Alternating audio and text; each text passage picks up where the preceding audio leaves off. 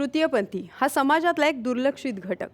या घटकाला 21व्या शतकातही स्वतःचे हक्काचे असे अधिकार मिळालेले नाही आहेत. मात्र सांगलीत प्रजासत्ताक दिनाचं औचित्य साधत या तृतीयपंथीयांना स्वतःचं असं मतदान ओळखपत्राचं वाटप करण्यात आलं. स्वातंत्र्यानंतर 66 वर्षांनी समाजातला दुर्लक्षित घटक अर्थात तृतीयपंथीयांना स्वतःची ओळख मिळाली आहे.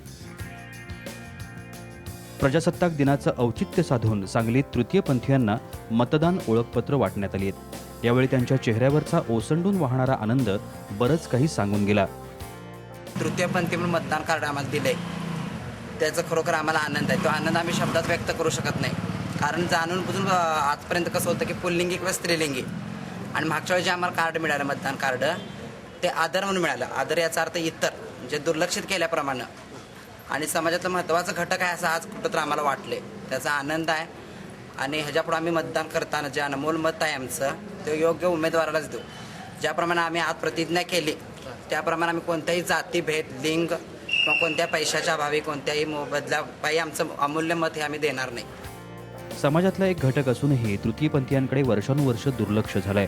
भारताच्या घटनेत या वर्गाची कुठलीही नोंद नाहीये. त्यामुळे या समाजाला देशाचे नागरिक म्हणून काहीही सेवा मिळत नाहीये. पण अखेर त्यांना स्वतःची शासकीय ओळख मिळाली आहे.